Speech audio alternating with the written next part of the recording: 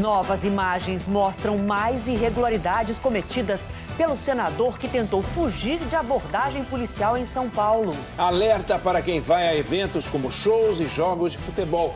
É o golpe do falso estacionamento aplicado por ladrões de carro. Supremo derruba a decisão do ministro André Mendonça, que prorrogava a CPMI do INSS do Congresso. Trabalho da comissão acaba sábado. Justiça da Itália autoriza a extradição da ex-deputada Carla Zambelli. Governo do país ainda precisa dar a palavra final. E veja a opinião do Grupo Bandeirantes sobre a decisão do Supremo que manteve penduricalhos acima do teto nos salários de juízes e integrantes do Ministério Público. E você confira também no Jornal da Band. Um grande susto em Israel. Mãe e filho escapam por pouco de serem atingidos por destroços de míssil lançado pelo Irã. O custo do conflito. Além dos combustíveis, outros derivados do petróleo sobem de preço, como fertilizantes e plásticos. Comitê Olímpico Internacional proíbe atletas trans de participarem de competições na categoria feminina. Teste genético passa a ser obrigatório. Depois de uma longa batalha na justiça, jovem que foi abusada e sofria sequelas graves de uma tentativa de suicídio é submetida à eutanásia na Espanha. Olá, boa noite para você. Boa noite. A gente começa com um alerta de um golpe que está causando prejuízo para muita gente. Os valets e estacionamentos falsos. Em São Paulo, vários motoristas tiveram os carros roubados. Do recém-quitado carro da Juliana, sobrou só o papel do valet. Isso porque o serviço de manobristas era falso. Golpistas pegaram o carro dela na porta de um evento e levaram embora. Tinha uma placa de valet oficial do evento nos cavaletes. Eles estavam com aqueles coletes refletivos, todos eles com calça jeans e camiseta, e todos eles falando com os carros da frente, assim, tinha uma fila de 3, 4 carros, como qualquer valet. Ao procurar o seguro, um segundo problema. A seguradora se nega a cobrir o prejuízo, já que na prática não houve crime sob ameaça. Isso porque a cliente entregou o carro a uma pessoa por livre vontade. Esse golpe tem se tornado comum em shows, jogos de futebol e grandes eventos. O cliente deixa o carro e a chave no que acha ser um estacionamento ou serviço de manobrista. E na volta, não encontra nada nem ninguém. No último domingo, foram 8 veículos roubados em um estacionamento falso, perto de uma boate na zona oeste de São Paulo. 2 carros foram achados em desmanches pela polícia e outros 2 recuperados inteiros. Já os outros 4, até agora, nada. Deixei aqui com o manobrista. Gente, eu não tô acreditando que eu dei a chave pro ladrão. É difícil ter certeza que um estabelecimento é verdadeiro, mas existem alguns sinais e é preciso ficar atento. Priorizar sempre estacionamentos que têm identificação, o CNPJ, pessoal uniformizado com identificação, uma estrutura adequada e também com a informação prévia sobre o preço, se o preço é pelo período, se o preço é por hora. Busque sempre estacionamentos que tenham seguro, apólice, que garanta algum tipo de dano e furto nos veículos. Em algumas cidades do país, como São Paulo, estacionamentos são obrigados a ter seguro. Essa informação precisa estar à vista dos clientes, assim como o alvará de funcionamento. Quanto ao valet, é bom se certificar se está ligado a alguma casa de shows, estacionamento ou organização do evento. Novos ataques da gangue do quebra-vidro em São Paulo. Câmeras colocadas dentro dos carros mostram 2 flagrantes no centro da cidade. O primeiro alvo foi um passageiro que estava no banco de trás do táxi. O ladrão quebra o vidro, rouba o celular e sai correndo. No outro ataque, um homem de capacete aparece entre os carros e escolhe o alvo. A imagem não mostra, mas ele quebra o vidro de um carro de aplicativo e rouba um celular. Depois ele foge de moto com um comparsa. No Rio de Janeiro, um criminoso derrubou uma idosa durante um assalto em Copacabana. A senhora anda pela calçada quando um dos bandidos chega armado. Ela tenta se desvencilhar, é derrubada, arrastada até soltar a bolsa. O ladrão foge com um comparsa que dava cobertura numa moto. Apesar da violência, felizmente a vítima não sofreu ferimentos graves. Também no Rio, a polícia encontrou um bunker usado pelo tráfico dentro de um casarão abandonado. No casarão funcionava um ponto de venda de drogas. Foram necessárias 7 pessoas para carregar a porta de ferro do bunker, que pesava cerca de 350 quilos. 3 criminosos foram presos. Eles eram os olheiros da quadrilha. Uma operação contra roubos de casas e farmácias terminou com 5 presos em São Paulo. A quadrilha da capital recebia diariamente o cronograma para os crimes, geralmente casas de alto padrão no interior do estado. Segundo a polícia, os criminosos usavam armas longas e agiam com violência. 2 funcionários de um banco na Grande São Paulo foram feitos reféns durante um roubo antes da abertura da agência na cidade de Suzano. O gerente e a tesoureira foram rendidos quando chegavam para trabalhar. Depois de roubar malotes com cerca de R$1 milhão, os criminosos fugiram de carro e libertaram os funcionários. Ainda hoje, novas imagens mostram perseguição e abordagem a senador que fugiu da polícia e tentou dar carteirada ao dirigir carro sem placa e com giroflex ligado.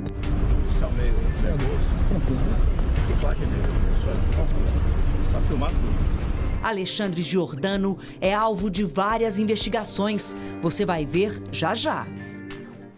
Agora as informações sobre a guerra no Oriente Médio. Sem avanços nas negociações entre Irã e Estados Unidos, os ataques com mísseis continuam nos países lá da região. A gente vai acompanhar aqui agora no telão uma imagem registrada em Israel. Olha só, mãe e filho saem de trás desses carros que estão estacionados e já estão apavorados, porque as sirenes já estão tocando, avisando que a área está sob ataque. 25 segundos depois, simplesmente os destroços de um míssil caem sobre esse carro, que explode, voa pelos ares. A destruição na região foi muito grande, como a gente acompanha agora na reportagem da correspondente Sônia Blota. Carros destruídos, uma cratera no meio da rua e moradores apavorados. A pequena cidade nos arredores de Tel Aviv, Kafir Qassim, foi alvo de mísseis disparados pelo Irã, que não foram interceptados pelo sistema de defesa israelense. Iad diz que as sirenes que alertam as pessoas foram acionadas no mesmo momento em que a esposa e o filho dele estavam saindo do carro. Uma câmera de segurança gravou os dois correndo para se abrigar dos mísseis. E segundos depois, um destroço caindo na rua. Iad disse que a família escapou da morte por um milagre. Naharia, no norte de Israel, também foi alvo iraniano. Pelo menos uma pessoa morreu. Esse pedaço de míssil ficou no meio da calçada. A resposta de Israel continua mirando lideranças do regime islâmico. Segundo o governo, um bombardeio matou Alireza Tangsiri, comandante da Marinha da Guarda Revolucionária do Irã, que controla as operações de bloqueio do Estreito de Hormuz. O governo iraniano não confirmou a morte. Sobre a proposta americana de 15 pontos para encerrar o conflito, o Irã endureceu suas exigências, incluindo garantias contra ações militares futuras, compensações e a participação do Líbano em qualquer acordo de cessar-fogo. A batalha de versões entre Donald Trump e o Irã ganhou um novo capítulo. Numa reunião ministerial em Washington, o presidente americano afirmou que a ditadura islâmica está implorando por um acordo, e não ele. E num gesto de boa vontade indicando isso, ainda segundo Trump, o Irã teria permitido a passagem de 10 petroleiros pelo Estreito de Hormuz, que está parcialmente bloqueado. No fim da tarde veio mais um recuo. Numa rede social, Donald Trump anunciou um novo adiamento de possíveis ataques contra infraestruturas de energia do Irã. A trégua americana agora vai até o dia 6 de abril. Trump afirmou que a decisão foi tomada a pedido do governo iraniano. As preocupações com a oferta de energia e o aumento do custo de vida continuam. A OCDE, Organização para a Cooperação e Desenvolvimento Econômico, diz que o conflito, que está prestes a completar um mês, freia a economia global, pressionando a inflação e aumentando os juros. Em meio à crise, cada país tenta uma solução. A Polônia anunciou um corte nos impostos que incidem sobre os combustíveis e uma trava nos preços cobrados nos postos. Na Alemanha, o aumento na bomba também é controlado e uma fiscalização rigorosa tenta evitar práticas abusivas. Já o governo das Filipinas, que decretou emergência energética, confirmou que os estoques de petróleo são suficientes para apenas 45 dias. De volta às notícias aqui do Brasil, uma chuva forte alagou ruas em Bauru, no interior de São Paulo. 2 mulheres, olha só, ficaram ilhadas e foram resgatadas depois do carro em que estavam ficar preso na enxurrada. Em outro bairro, um jovem quase foi arrastado pela água, mas foi salvo. Comerciantes usaram uma cerca para tirá-lo do meio da enchente. E o alerta para temporais continua. A gente já vai conferir aqui no Mapa Tempo. Na faixa que vai do litoral do Espírito Santo até a Bahia, o volume de chuva vai ser muito grande. Temporais também atingem o litoral de Sergipe e também do Rio Grande do Norte, parte do norte do país e ainda no centro-oeste. Agora, o sol predomina em algumas capitais, como Florianópolis, que tem 31 graus amanhã, Rio de Janeiro, 33, bastante calor por lá, Cuiabá e Palmas, com 29 graus.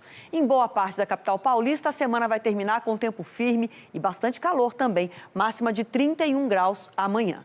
Calor também em Porto Alegre, 33 graus de máxima, Belo Horizonte com tempo estável, pancadas de chuva e 29 de máxima, Aracaju 30 graus amanhã, Porto Velho 28 também com possibilidade de chuva forte. E a gente vai seguir falando do tempo de uma região que foi devastada pelos temporais, né, Oineg? Sem dúvida nenhuma, um cenário que você conheceu de perto, né? Quase 2 anos depois da maior tragédia do Rio Grande do Sul, moradores ainda temem as enchentes. O sistema de proteção que falhou em 2024 ainda não foi totalmente recuperado. As paredes ainda carregam as marcas da tragédia que a família da Neuza viveu. Tu não podia vir até em casa, daí tu vê as imagens na TV, tu vê tua casa toda debaixo d'água. Por mais que tu faça terapia, por mais que tu frequente lugares de autoajuda e coisa, mas tu não esquece. As inundações seguem sendo a maior preocupação dos moradores em Porto Alegre. É o que confirma uma pesquisa divulgada hoje sobre o bem-estar na cidade. 33% apontaram os alagamentos como o maior problema, à frente de temas como segurança, saúde e geração de emprego. Surge a questão da enchente pela experiência recente, pela triste experiência recente que a cidade viveu e o sofrimento que as pessoas tiveram nesse processo. Quase 2 anos depois da tragédia, as obras ainda não foram finalizadas. 2 diques que romperam já foram concluídos, mas outros trechos, no entanto, ainda dependem da saída de famílias para seguir. O sistema de proteção também não foi totalmente restabelecido. Os serviços continuam ocorrendo em algumas estruturas que falharam em 2024. Das 14 comportas responsáveis por evitar que o Guaíba invada a região central da capital gaúcha, 3 seguem em obras. Também há execução de projetos nas casas de bombas. Mas o principal desafio, que é atualizar o sistema de proteção, segue em fase de estudos. Nosso sistema de proteção ele foi concebido pela União lá na década de 60 e 70, pensando a região metropolitana como um todo. Então, é algo de engenharia, de certa forma, complexo. Ainda não há prazo para início dessas obras. Qualquer chuva que dá, já fica tudo alagado as ruas. A gente tem medo, sim. Entra em pânico. Bom, ontem o Jornal da Band mostrou o caso de um senador de São Paulo flagrado dirigindo um carro sem placa, com o giroflex, que é proibido, sem habilitação e que fugiu quando ele foi abordado na Blitz. Bom, novos vídeos mostram o parlamentar cometendo outras infrações de trânsito. Além disso, Alexandre Luiz Giordano tem um histórico de processos judiciais e gastos exorbitantes de dinheiro público. O carro importado dirigido pelo senador circula pelas ruas de São Paulo sem placas e com o uso de um giroflex, o que é proibido por lei. O veículo é acompanhado por uma equipe da Polícia Militar. Novas imagens mostram que, ao tentar ser parado, o parlamentar sobe na calçada para desviar do PM e fugir. 3 viaturas seguiram um carro e uma delas chegou a entrar na contramão para interceptar o político. A abordagem a Alexandre Luiz Giordano do Podemos foi registrada pelas câmeras corporais. Segundo os policiais, ele usou o cargo para intimidar a equipe e ainda teria ligado para um oficial da PM na tentativa de escapar das multas. Major. Oi. Sal meio nervoso. Tranquilo. Reciclagem mesmo. Tá filmado tudo. Além das irregularidades no carro, Giordano estava com a carteira de habilitação vencida há 2 anos e com suspensão do direito de dirigir. Ele recebeu 3 multas e, mesmo assim, acabou liberado para ir embora dirigindo. Foi liberado? Tá liberado. Muito obrigado. Tá?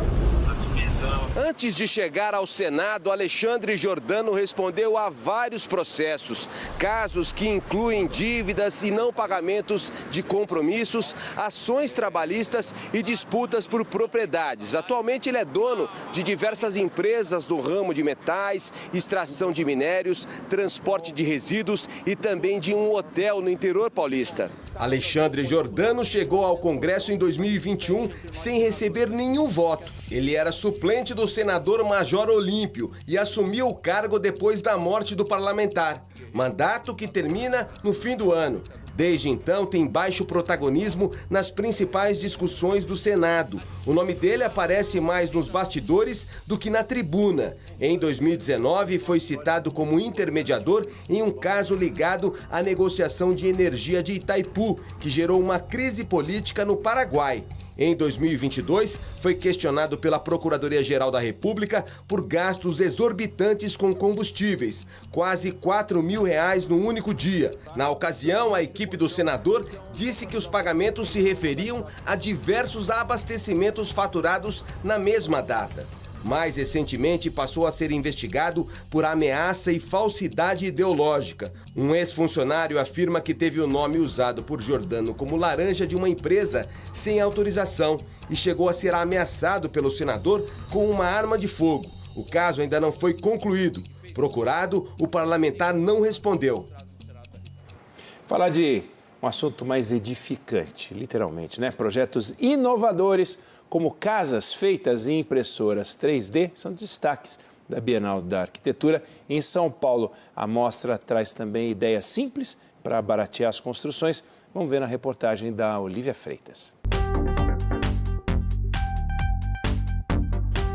Uma casa erguida com barro e madeira, janelas grandes para permitir a passagem do ar, além de luz natural. A inspiração vem das construções em taipa de pilão, características do Brasil colonial. O barro é o material mais acessível que tem. Qualquer escavação que você vai fazer para construir uma casa tem barro. Então, acho que assim, ele precisa ser mais divulgado, difundido, porque é legal, é bonito e tem toda uma tecnologia por trás do barro. Evitar que uma casa fique muito quente no verão ou muito fria no inverno, reduzir os custos com a energia e até com a construção. Soluções que a arquitetura tenta encontrar hoje, olhando para o passado e também para o futuro. Já imaginou o que é morar em uma casa construída em uma impressora 3D? A casa com pilares impressos em 3D é uma das atrações da Bienal de Arquitetura de São Paulo. Um robô injeta camadas de microcimento tão resistente quanto o concreto. Além do design, o objetivo é uma construção com menos perdas e mão de obra. Hoje ainda é uma técnica emergente, né? E como toda técnica, ela tem um custo, uma curva para se pagar.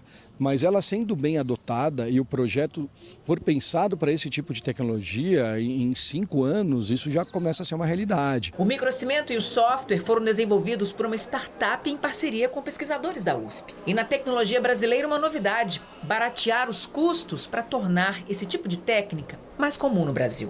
A diferença é a quantidade de cada matéria-prima. Então você precisa conseguir fazer com que ela seja bombeável para você fazer a deposição das camadas e essas camadas têm que ser suportadas pelas que vêm em cima sem perder a forma. E como são feitas com matérias-primas nacionais e mais baratas, o produto chega a uma formulação mais ou menos umas 8 vezes mais barata que uma equivalente internacional, tornando isso competitivo comercialmente até para sistemas de moradia popular. Daqui a pouco, o que acontece com Carla Zambelli, depois que a justiça italiana autorizou a extradição. E ainda capturado em janeiro pelos Estados Unidos, ditador venezuelano Nicolás Maduro passa por nova audiência em tribunal de Nova York. É já já. Agora uma história triste que aconteceu na Espanha. Uma jovem de 25 anos foi submetida à eutanásia depois de 2 anos de uma disputa judicial com o próprio pai. A Beatriz Ferretti está ao vivo com a gente e tem os detalhes. Boa noite, Beatriz. Boa noite, Adriana. Muito triste mesmo, viu? Boa noite, Oineg. A Noélia Castilho sofreu uma lesão medular ao se lançar do 5º andar de um prédio em 2022. A tentativa de suicídio aconteceu depois dela ter sido vítima de um estupro coletivo. Desde então, a jovem passou a conviver com dores crônicas e paraplegia irreversível. Em 2024, a Noélia solicitou a eutanásia, prevista por lei na Espanha desde 2021. O pedido foi aprovado por órgãos médicos e validado por uma comissão formada por juristas e profissionais de saúde em Barcelona. Mas a decisão foi contestada pelo pai dela, com apoio de uma organização de advogados cristãos, o que levou a uma série de recursos judiciais. O caso chegou então ao Tribunal Europeu de Direitos Humanos em Estrasburgo. E, neste mês, em última instância, a Corte considerou que a oposição familiar não poderia impedir o acesso dela ao procedimento. Na última entrevista a uma emissora local há 4 dias, Noélia disse que tinha certeza da decisão. Vamos ver. ¿Has dudado alguna vez de, venga, paro todo el proceso? No, lo tenía muy claro desde el principio. A eutanásia foi realizada nessa tarde, 601 dias depois da abertura do processo judicial. Oineg, Adriana. Que loucura essa história, né? Ela pulou do 5º andar numa tentativa de lutar para viver e nos últimos 4 anos tentou lutar para morrer. E marcada para sempre por essa violência até a luta final, né? Acreditar. Muito triste. A delegada que não prendeu em flagrante um homem que se apresentou depois de matar a mulher em São Paulo falou hoje com o Jornal da Band.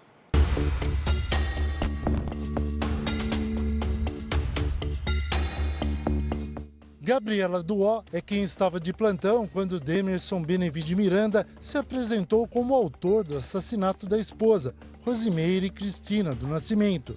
Em pleno Dia da Mulher, ele confessou ter dado várias facadas na companheira. Ontem, a Band mostrou que a Justiça pediu à Corregedoria da Polícia Civil para investigar a conduta da delegada, que no primeiro momento não prendeu o assassino em flagrante. Gabriela garante que a intenção não foi soltar o feminicida e que resolveu pedir a prisão temporária, temendo que ele fosse solto na audiência de custódia. Mas o homem não chegou a deixar a delegacia. O indivíduo que, em tese, se apresenta, ele não tem esses requisitos, não tem esses elementos do flagrante. Então, tanto parte da doutrina como a própria jurisprudência, ou seja, decisões judiciais, caminham nesse sentido. Em momento algum, a gente cogitou soltar o indivíduo, em momento algum. Seja por prisão temporária, seja por flagrante delito, ele jamais seria colocado em liberdade. O assassino acabou preso no dia seguinte. Os responsáveis pelo inquérito garantem que não há nenhuma irregularidade no caso. Outra delegada que aparece no boletim de ocorrência, Luísa Helena de Almeida, afirma que apenas ouviu 2 testemunhas. Ela é a responsável pela 4ª versão do documento, feita 8 dias depois do crime. O delegado seccional da região onde fica a Delegacia da Mulher defende a conduta das delegadas no caso. Eu tenho plena confiança na DDM da 8ª Seccional, inteira, tá certo? A doutora Gabriela é uma das delegadas mais competentes que eu conheço, afiada juridicamente, tá? E fez o melhor que pôde nesse caso. Ela pensou apenas em manter esse indivíduo preso. E é importante que feminicidas, assassinos de mulheres, fiquem presos. A denúncia de uma atriz contra o ex-marido na Alemanha levou o parlamento do país a debater o endurecimento de leis contra a violência sexual digital. A atriz e apresentadora de televisão famosa na Alemanha, Colin Fernandes, acusou o ex-marido de usar sua imagem para criar fotos e vídeos pornográficos usando inteligência artificial e publicar esses conteúdos em perfis falsos na internet. A atriz também afirma que o ex-marido, o apresentador Christian Ullmann, se fazia passar por ela em contatos virtuais com outros homens. As acusações, publicadas pela revista Der Spiegel, motivaram um debate nacional e manifestações pelas ruas. Precisamos de uma cultura que faça a vergonha mudar de lado, que deixe claro que os agressores não podem se sentir seguros e que as mulheres precisam da ajuda que merecem em todos os níveis. Com a repercussão, o governo alemão apresentou um pacote de lei já em debate no parlamento para criminalizar a criação das chamadas deepfakes pornográficas. Entre as medidas propostas está o bloqueio mais rápido de contas online e penas de até 2 anos para os infratores. Colin Fernandes entrou com uma ação na Espanha, onde o ex-marido vive. Desde o ano passado, a justiça espanhola possui tribunais especializados no combate à violência de gênero digital. O advogado do ex-marido rejeitou as acusações. Cristiane Ramalho, correspondente da Deutsche Welle de Berlim, para o Jornal da Band. Ainda hoje, o Comitê Olímpico Internacional proíbe atletas trans de competirem em jogos femininos nas Olimpíadas. Na Itália, a polícia encontra criadouro ilegal com cobras e jacaré atrás de parede falsa em porão. Você vai ver já já. Servidores da Secretaria da Fazenda de São Paulo são investigados por corrupção e lavagem de dinheiro. Um agente fiscal foi preso e 22 mandados de busca e apreensão foram cumpridos na capital paulista e em cidades do interior. Na ação, os policiais apreenderam R$500 mil e 12 relógios avaliados em mais de R$1 milhão. 20 dos investigados têm ligação com a Secretaria da Fazenda e Planejamento do Estado de São Paulo. O esquema de corrupção permitia a liberação de créditos do ICMS para algumas empresas. Carrefour, Calunga, Casas Bahia, Caoa e Center Castilho são citadas na operação. As investigações indicam um rombo de mais de R$1 bilhão nos cofres públicos. Em nota, a Secretaria da Fazenda informou ter aberto procedimentos administrativos para apurar irregularidades que podem resultar em demissões. O Carrefour também disse ter determinado a abertura de uma investigação interna e se disse à disposição das autoridades. O grupo Casas Bahia afirmou não ter sido notificado, mas informou que irá colaborar com as investigações. As outras empresas citadas ainda não responderam. Uma nova tecnologia é testada num dos trechos mais perigosos de uma estrada do Paraná para tentar frear o número de acidentes. O Brasil registrou em 2025 mais de 72 mil acidentes nas rodovias federais. 6 mil pessoas morreram. No Paraná, só nos 2 primeiros meses desse ano, o número de mortes aumentou 14%, segundo a Polícia Rodoviária Federal. Além da imprudência e do excesso de velocidade, a reação tardia do motorista a um perigo que está à sua frente é uma das principais causas de acidentes nas estradas. Essa situação é ainda mais comum em trechos de serra, onde as condições do tempo podem mudar de repente. É o caso da rodovia que liga Curitiba ao litoral do Paraná. Aqui, a concessionária responsável pelo trecho desenvolveu um novo sistema de luzes que alerta o motorista em tempo real de um perigo imediato na rodovia. São lâmpadas coloridas instaladas nos postes da estrada. A cor laranja representa lentidão, neblina intensa ou pista parcialmente bloqueada. Já as luzes vermelhas informam um acidente, tráfego parado ou interdição da estrada. A ideia é comunicar com o usuário. Caso tenha um acidente ou tenha uma situação que possa trazer um perigo, né, para o usuário da rodovia, a gente consiga alertar antes. Aí o usuário consegue ficar mais alerta a isso e seguir o trecho, né? O sistema está em fase experimental no trecho mais crítico da Serra do Mar. O projeto, né, ele tendo um sucesso, a gente verificando que eles têm diminui acidentes, ele é um sistema de sinalização que ajuda os condutores, ele vai poder ser implementado em qualquer rodovia do país. A Justiça da Itália autorizou a extradição da ex-deputada Carla Zambelli para o Brasil. O repórter Pedro Teixeira fala com a gente, trazendo os detalhes ao vivo dessa história direto de Brasília. Pedro. Tudo bem, Oeneg? Boa noite para você e a todos que nos acompanham no Jornal da Band. A defesa da ex-parlamentar ainda pode recorrer da decisão na Corte de Apelação da Itália. Depois dessa etapa, o caso segue para a decisão final do governo italiano. Todo o processo pode levar ainda meses e, enquanto isso, Carla Zambelli segue presa em Roma. Ela está detida desde julho do ano passado na Itália. Caso seja extraditada, a ex-deputada do PL ficará presa no presídio feminino da Colmeia, aqui no Distrito Federal. Ela foi condenada pelo Supremo a 10 anos de prisão pela invasão dos sistemas de informática do Conselho Nacional de Justiça. A ex-parlamentar, que tem cidadania italiana, fugiu do Brasil em maio do ano passado pela fronteira da Argentina. Ela chegou a passar também pelos Estados Unidos. Como saiu do país depois da condenação, ela é considerada foragida da justiça brasileira. Por isso, o Supremo formalizou um pedido de extradição assinado pelo relator do caso, o ministro Alexandre de Moraes. Volto com vocês. Obrigada, Pedro. Agora a gente fala dos reflexos da guerra na nossa economia. Além dos combustíveis, a disparada do petróleo por causa do conflito fez subir o preço de vários outros produtos. Entre eles, do plástico usado em embalagens e também dos fertilizantes que garantem a produção de alimentos. Desta gigante multinacional sai mais da metade dos fertilizantes à base de fosfato e potássio usados no Brasil. Nutrientes importantes para o desenvolvimento das plantas. Para produzir uma tonelada dos chamados fosfatados, são necessários 400 quilos de enxofre, produto derivado do refino do petróleo. E pelo Estreito de Hormuz, passam quase 40% de todos os insumos, como nitrogenados e enxofre, usados no mundo. Desde o início do conflito, a tonelada desse produto já saltou de 120 para 550 dólares. Eu não vejo ainda nenhuma justificativa para dizer que existirá falta de fertilizantes. Porém, isso depende muito da extensão do conflito, quanto tempo que isso perdura. E no final do dia você vai ter um impacto no preço do produto, no preço do frete. O preço do petróleo aumenta porque o produto não sai da região do Oriente Médio. Resultado, os derivados ficam mais caros em todo o mundo. E não acontece só com diesel, gasolina e fertilizantes. Há reajustes também na indústria do plástico. Com isso, o custo das embalagens sobe. O plástico é feito principalmente a partir da nafta, um derivado líquido do petróleo. E esse é um dos impactos sofridos, por exemplo, pelo setor da proteína animal.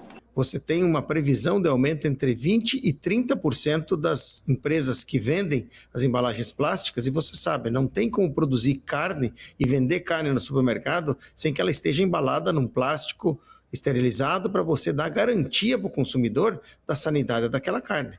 Além das embalagens, a produção de carne teme o efeito sobre a ração dos animais, feita de milho. O cultivo do grão necessita de ureia, composto derivado do gás natural de petróleo. Então você precisa dar alimentos para esses animais e quando vier a próxima safra, ela vai vir provavelmente com deficiência de nutrientes para as plantas, que vai se refletir numa menor produtividade. No mercado internacional, o preço da ureia saltou de aproximadamente 360 dólares por tonelada para quase 700 dólares.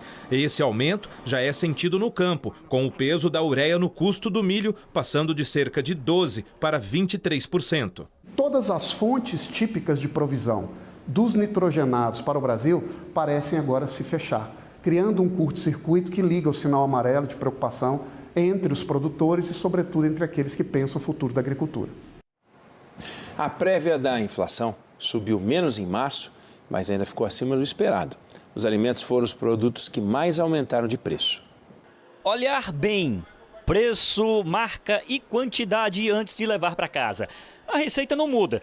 O problema é que as táticas não têm evitado o susto no caixa. E como, né?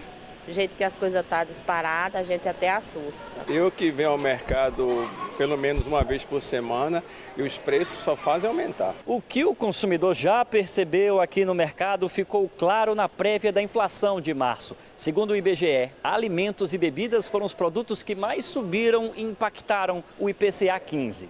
O aumento médio foi de 0,88%. O maior vilão foi o feijão carioca, seguido pelo ovo, o leite longa-vida e carnes. Considerando todos os setores, o IPCA 15 desacelerou em março para uma alta de 0,44%. Ainda assim, veio acima das expectativas do mercado. O resultado leva em conta os primeiros 15 dias do mês. Combustíveis ficaram estáveis porque a pesquisa não considerou o movimento de alta da última semana. Mas a partir de abril, a alta do petróleo pode impactar a inflação. Se o conflito terminasse hoje, ainda até o início de maio sofreríamos esses impactos. Então, quanto mais semanas essa guerra continua, a tendência é que você ainda tenha esses efeitos por mais um mês. Bom, e aí, com todos os aumentos pressionados aí por conta da guerra que a gente acabou de mostrar, a inflação segue sendo pressionada. Assunto para Juliana Rosa, que está aqui com a gente. Boa noite, Ju. Boa noite, Adriano, Oineg. Boa noite para você. Olha, as expectativas apontam que até o fim de março os preços vão acelerar mais. Essa tendência que a gente vem acompanhando de alívio da inflação acumulando aí nos últimos 12 meses 3,9%, deve se inverter. Já tem projeções apontando a inflação caminhando para 5% esse ano. Os números de hoje pegaram só o início dos impactos do conflito. O diesel, por exemplo, aparece ali de forma mais visível, mas a gasolina ainda aparece em queda nesse levantamento de hoje até a metade do mês. Os preços dos alimentos subiram, mas por outros fatores que não o conflito. Ou seja, os alimentos devem subir agora ainda mais com o frete mais caro dos caminhões e a disparada dos fertilizantes, que 85% dos fertilizantes são importados. O governo continua tentando conter a alta do diesel, principalmente, e também o risco de desabastecimento. Hoje, os secretários estaduais de Fazenda se reuniram para discutir a proposta do governo de subsidiar o diesel importado com a ajuda dos estados. E até agora não houve acordo. As importações despencaram porque a Petrobras está vendendo muito mais barato do que os preços internacionais. Segundo a Associação Brasileira dos Importadores de Combustíveis, o diesel está R$ 2,26 mais barato aqui no Brasil do que lá fora e a gasolina R$ 1,17. Ou seja, mesmo que os estados aprovem hoje ou amanhã o subsídio de R$ 1,20 para o diesel, você vê que os importadores vão continuar com uma defasagem e podem não achar vantajoso. E aí, o governo teria que bancar o subsídio sozinho para não faltar combustível, ou o diesel teria que subir mais. Situação bastante complexa. Hein? Que nó, né? Até amanhã. Até amanhã. A seguir, o Supremo derruba a decisão de ministro do Tribunal que prorrogava a CPMI do INSS no Congresso. O Tribunal de Justiça do Rio anula a eleição de presidente da Assembleia Legislativa que assumiria como governador. Polícia investiga se cientista que furtou amostras de vírus de universidade iria usar o material numa pesquisa particular. E também a opinião do Grupo Bandeirantes sobre a decisão do Supremo que manteve penduricalhos acima do teto nos salários de juízes e também integrantes do Ministério Público. O Jornal da Band volta daqui a pouquinho. Até já.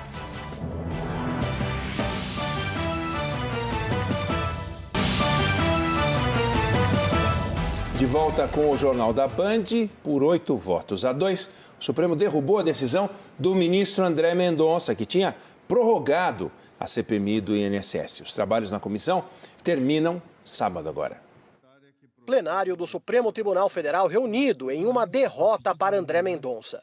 O STF derrubou a liminar do ministro e a CPMI do INSS não será prorrogada.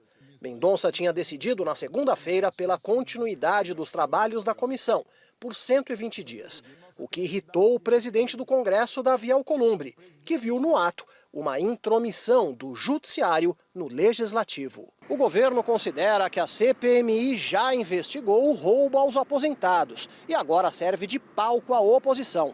Já os oposicionistas afirmam que o Planalto tem medo da investigação. Diante do mal-estar, Mendonça levou o caso para análise de todos os colegas. Nós não estamos decidindo só uma CPMI.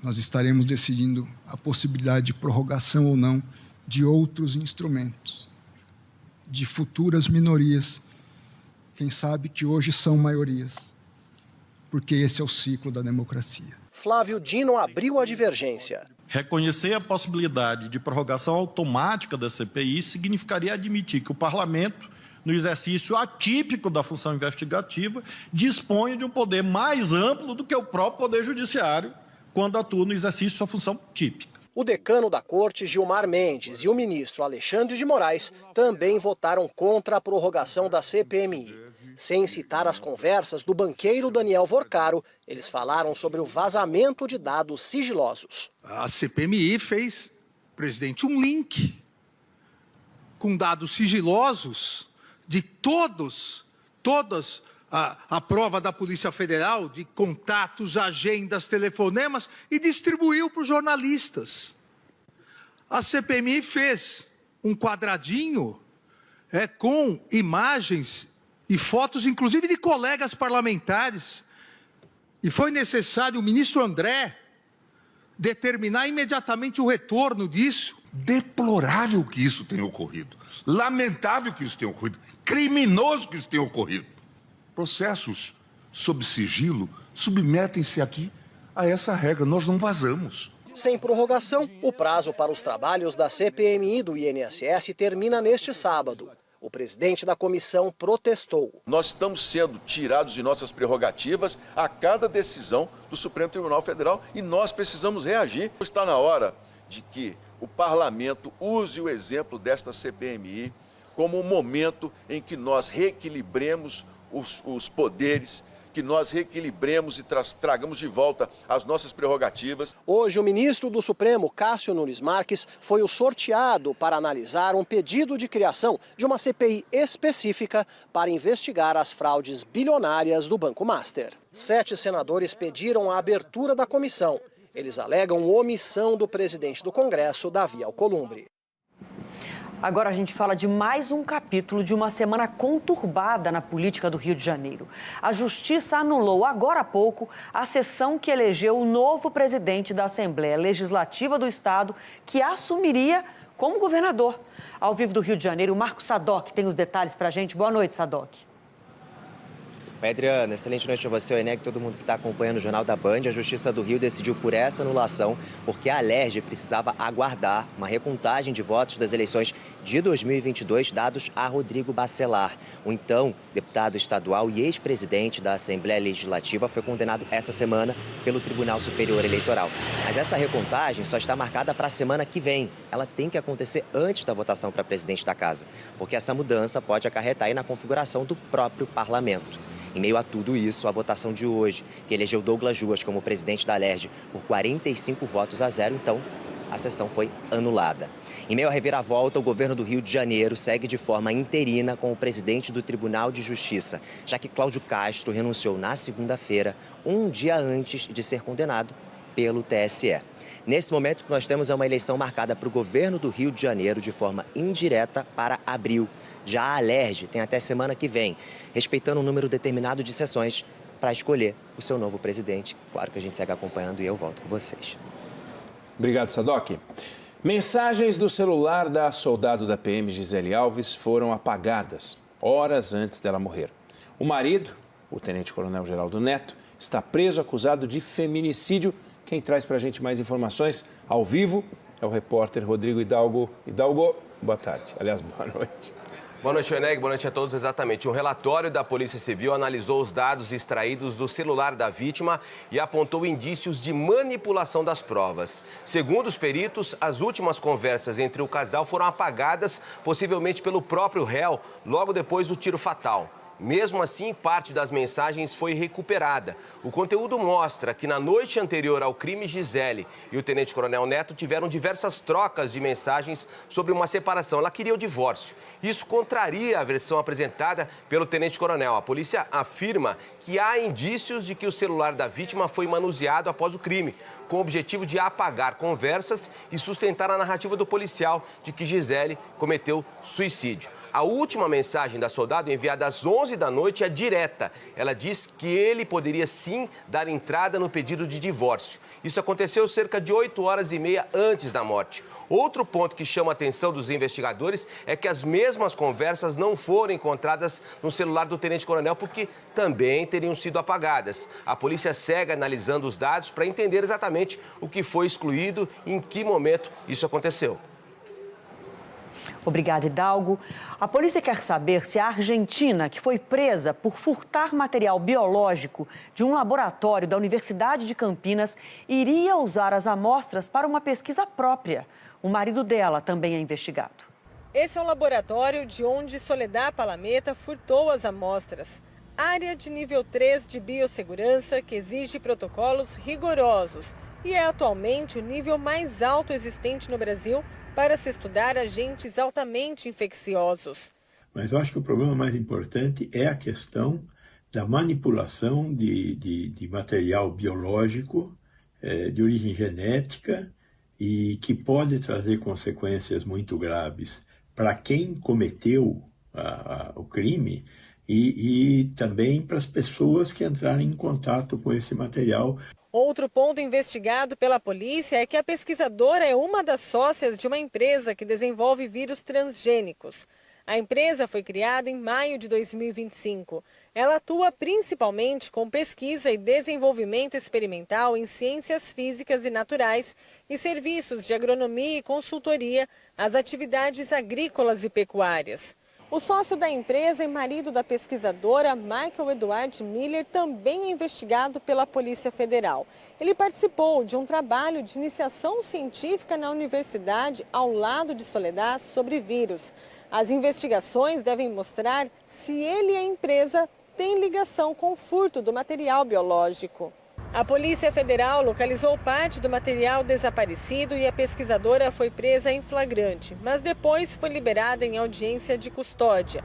O restante das amostras foi encontrado em outro laboratório do Instituto de Biologia.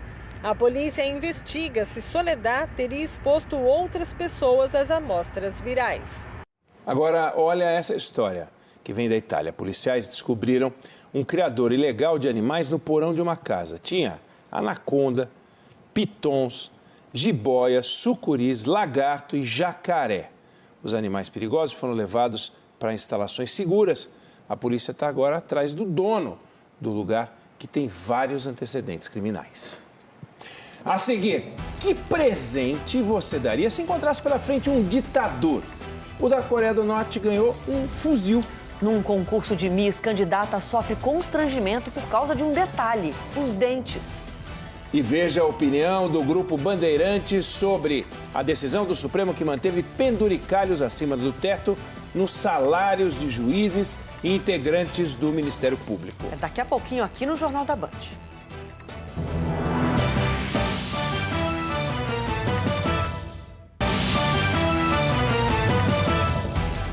O ex-ditador da Venezuela, Nicolás Maduro, e a mulher dele, Cília Flores, compareceram hoje a um tribunal em Nova York para a segunda audiência sobre as acusações de narcoterrorismo e outros crimes relacionados ao tráfico de drogas. A sessão durou quase 2 horas e Maduro ficou em silêncio. O juiz negou o pedido de arquivamento do caso feito pela defesa. Maduro e a mulher foram capturados por forças americanas em janeiro, na Venezuela. A troca de presentes é algo comum em encontros de chefes de Estado, mas olha só o mimo que foi entregue pelo presidente de Belarus na visita ao ditador da Coreia do Norte. Alexander Lukashenko deu um fuzil de presente para Kim Jong-un e ainda brincou, é só por precaução, caso apareça algum inimigo. Em retribuição, o ditador deu um vaso feito de munição, com a imagem do presidente reproduzida. Os dois assinaram acordos comerciais. Agora, o registro do que aconteceu no concurso de Miss da Tailândia. Os dentes postiços de uma candidata caíram durante uma apresentação que era transmitida ao vivo na TV local. Para tentar disfarçar, ela virou de costas para a plateia, mas ajeitou os dentes, depois fez uma caminhada e até sorriu. Teve o jogo de cintura ali para resolver a situação. Pode acontecer com qualquer um, né, gente? A coroação do concurso está marcada para sábado. O governo anunciou hoje a redução da tarifa de importação de quase 1.000 produtos que não têm fabricação nacional ou com oferta insuficiente para atender o mercado interno. A medida inclui insumos para a indústria têxtil, fungicidas para controle de pragas na agricultura e remédios para diabetes, Alzheimer e Parkinson. Hora de falar da derrota da seleção brasileira por 2-1 para a França, num amistoso disputado agora há pouco nos Estados Unidos. O Felipe Killing acompanhou e traz as informações para a gente. A gente sabia que era um teste de fogo e preocupa, né, Felipe? Boa noite. Tudo bom, Adriana? Boa noite a você, o Eneg, e a todos que nos acompanham. Preocupa, porque é um teste diante de uma seleção apontada como uma das favoritas e o Brasil precisa medir força justamente contra times desse nível. Mas a seleção sentiu muito a falta dos desfalques, né? Foram vários jogadores que foram cortados de última hora, foram 8 no total. Então o Ancelotti, ao longo dos últimos meses, veio trabalhando um time. Esse time estava começando a ganhar uma cara, mas justamente antes da partida contra a França e depois a Croácia na terça-feira, diversos desfalques. Para você ter uma ideia, toda a zaga do Brasil era formada por jogadores considerados reservas. Então o Brasil acabou perdendo por 2-1. O Mbappé abriu o placar num lindo gol em cima do Ederson. Aí depois a França teve um jogador expulso, mesmo com 1 a menos, conseguiu fazer 2-0 com o Ekitike. Aí o Brasil diminuiu com o Bremer, mas ficou nisso. O Brasil ele encontrou muitas dificuldades para criar, sobretudo no meio de campo. O zagueiro, Léo Pereira, não foi bem, mas o lado positivo é que o Luiz Henrique entrou muito bem e o Danilo também. A seleção brasileira hoje mesmo viaja para Orlando, onde na terça-feira vai enfrentar a Croácia. E uma última informação, fora de campo, a gente escutou muito a polêmica sobre o Vai Brasa na camisa da seleção brasileira. O presidente da CBF disse que não teremos esse Vai Brasa na camisa da seleção durante a Copa do Mundo. Eu volto com vocês no estúdio. Obrigado, Killing. E hoje a gente teve também os jogos da repescagem para a Copa do Mundo. 6 vagas ainda estão em aberto. Destaque para a tetracampeã mundial, a Itália, que venceu a Irlanda do Norte 2-0. A vitória coloca os italianos na final da repescagem europeia. A decisão vai ser contra a Bósnia. A Itália que tenta voltar a disputar uma Copa do Mundo depois de 2 Copas fora. A seguir, o Comitê Olímpico Internacional proíbe atletas trans de participarem de provas femininas. Sobe o número de mortos em acidente com ônibus que caiu de uma balsa dentro de um rio na Ásia. E veja a opinião do Grupo Bandeirantes sobre a decisão do Supremo que manteve penduricalhos acima do teto nos salários dos juízes e integrantes do Ministério Público. Fica com a gente.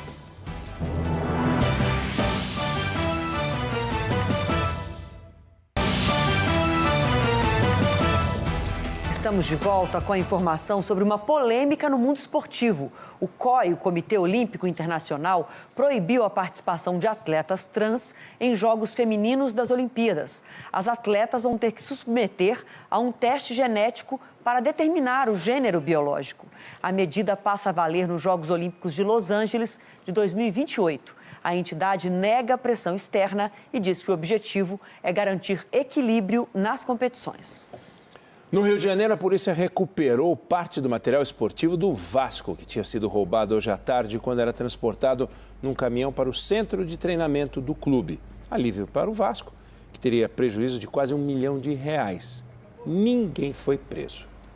Subiu para 26 o número de mortos em um acidente com um ônibus que caiu em um rio em Bangladesh, na Ásia. Mergulhadores passaram o dia procurando por passageiros desaparecidos. Segundo a imprensa local, 6 pessoas ainda não foram localizadas. O desastre aconteceu ontem. Esse vídeo mostra o momento em que o ônibus, com cerca de 40 pessoas, cruza uma balsa e despenca no rio. Testemunhas registraram um momento dramático em que alguns passageiros conseguem nadar até a superfície enquanto o ônibus afunda. Ainda não está claro por que o motorista não conseguiu frear. Entidades criticaram a decisão do Supremo Tribunal Federal que manteve o pagamento de penduricalhos acima do teto constitucional para juízes e integrantes do Ministério Público. As novas regras permitem que um único juiz ganhe por ano mais de R$420 mil só em benefícios acima do teto. O que seria possível no seguinte cenário: se o magistrado tiver 35 anos de carreira e se receber em todos os meses e também no 13º o limite máximo de penduricalhos.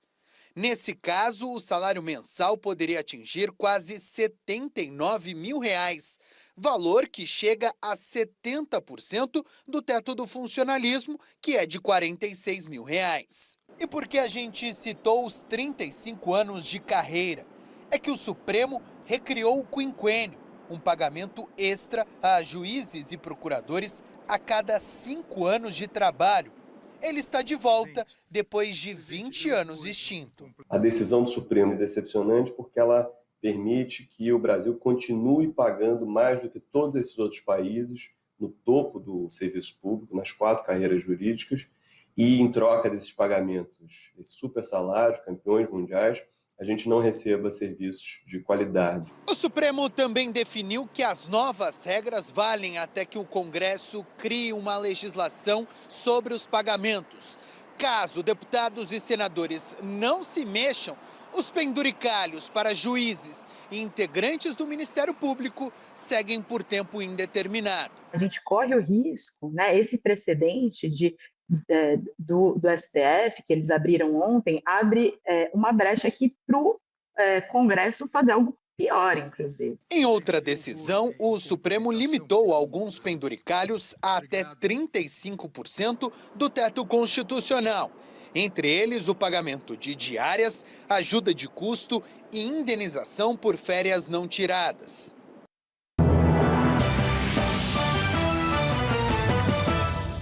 Você acaba de ser agredido em nome da Constituição, por aqueles que deveriam dar exemplo permanente de rigor ético e intransigência saudável e correta no respeito às normas constitucionais.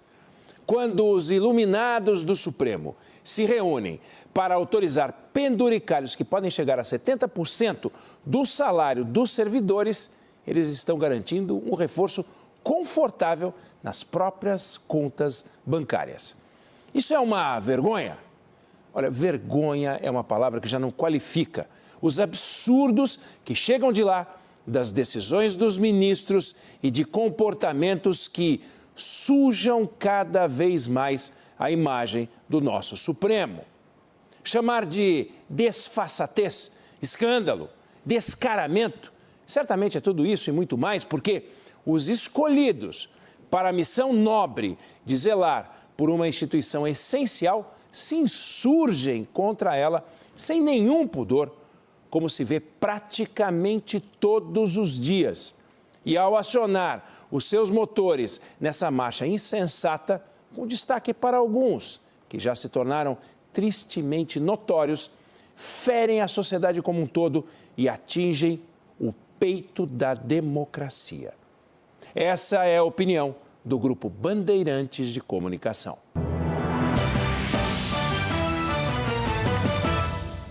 Obrigada pela sua companhia. Outras notícias logo mais no Jornal da Noite. E o Jornal da Band está de volta amanhã. Você fica agora com a novela Guerra das Rosas. Boa noite e amanhã tem mais. Tchau, tchau. Até amanhã.